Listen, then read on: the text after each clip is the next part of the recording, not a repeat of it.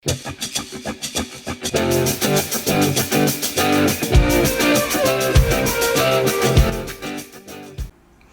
up? It's Jen Brown. Welcome to my channel. If you've been here before, welcome back. So if you're interested in this kind of video content, you have probably seen at least a few, or at least acknowledged, all of the closet decluttering videos that have been on YouTube for a while.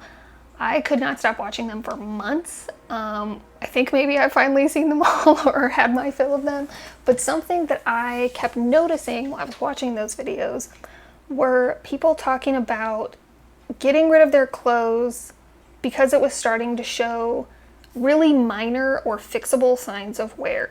Now, I'm not judging, whatever reason you have for getting rid of a piece of clothing, go for it, that's whatever. But I could not help, very often I would see girls like holding up a sweater and being like, oh, I've worn this twice, but it has all of this like pilling around the sleeve. I have to get rid of it. And I just wanted to be like, girl, fabric diffuse that thing.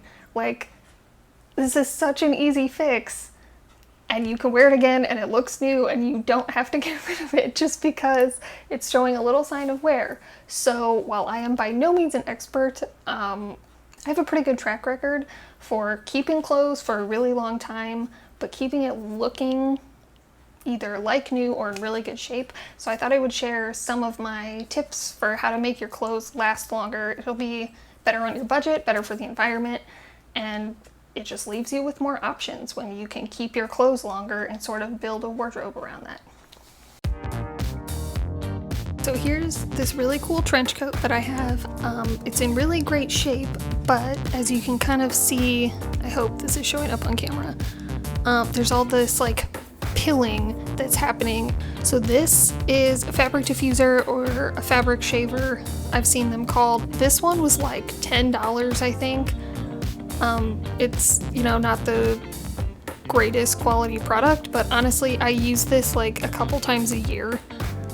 When I switch out my clothes for fall and winter, I'll kind of clean up all of my sweaters for the season or whatever, but it's super easy. I'm just gonna flip the switch on and you literally just run it over the spot. Sometimes it takes a couple of passes to get them to go, but once you're finished, it's pretty much good as new.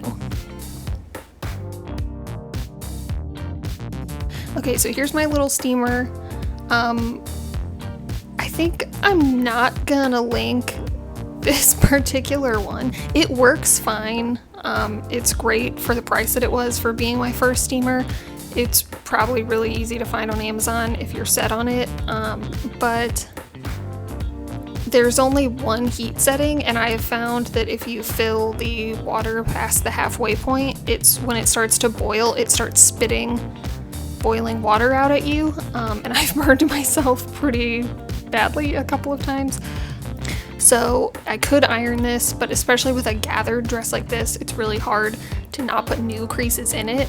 So I'm gonna try to make this work one-handed while also holding the camera. But you literally just run the steamer brush like across the fabric. It gets the wrinkles out so much faster, and you can kind of see if you have like this sort of issue with the hem at the bottom. This happens to me so often, and it's a really big pain, especially with denim, to get that crease to stop happening. So you can steam it out and it works a whole lot faster. So I'll try to show you kind of like, here's the side that I've steamed. There's still a couple little wrinkles in there, but if you compare it to the back of the dress that I haven't steamed yet, it makes a huge difference. And this is like, I kept my iron, but I have not ironed anything in like a year since I got this steamer, because I just like flip it on in the morning when I'm gonna get ready for work if I need to, and just within like 5 minutes I can just steam what I need to wear really fast, and then it's ready to go. Alright, the cold water delicate cycle thing, I don't need to show you a film adaptation of that. I think you get the gist, and the communal laundry facilities at our apartment complex are dingy at best. So you don't need to see that. But washing things in cold water, it's supposed to be better for the environment. I have been washing my stuff with cold water for a long time just because anything that's delicate, t-shirts with delicate graphics, stuff like that, it just kind of survives better in cold water. I have not had any problems with things seeming less clean than hot water. There might be science behind that that proves me wrong that I'm not aware of, but it hasn't really been a problem for me. But putting things on delicate cycle and washing them in cold water will definitely help them last a little bit longer. Okay, so if you do not have a backyard like us or anywhere to make a clothesline, we've gotten really creative in the past. We had, at our old house, we had hooks up in the basement that I strung a rope back and forth from to make a line. At my first apartment, my boyfriend helped me tie a string from, there was like a weird knob attachment on the door of my refrigerator to the like handle knob of the air vent on the ceiling across the room, and that we just like did a loop of 2 strings, and that was my clothesline. But in this place, it's a 2-story townhouse, so the footprint is a lot smaller, it's just taller.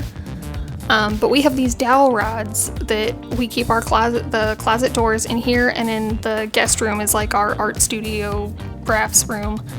But I have these dowel rods across the doors, but all I do is just stick my clothes that need to be line dried on the dowel rod and plop it up there.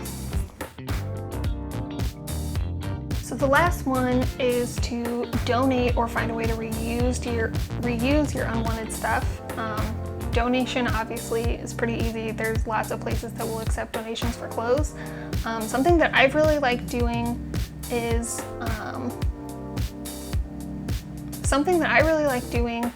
is taking clothes and making them into clothing patterns. I like to sew and make my own clothes. So if I have a t-shirt or something I'm gonna get rid of, but I kind of like the way it fits or I like the sleeve, I will cut that part off or cut it into a tank top shape that I like or something, just using part of it to make a pattern that's maybe less delicate than paper, that I can keep reusing that fabric as a pattern for something else instead of throwing it away.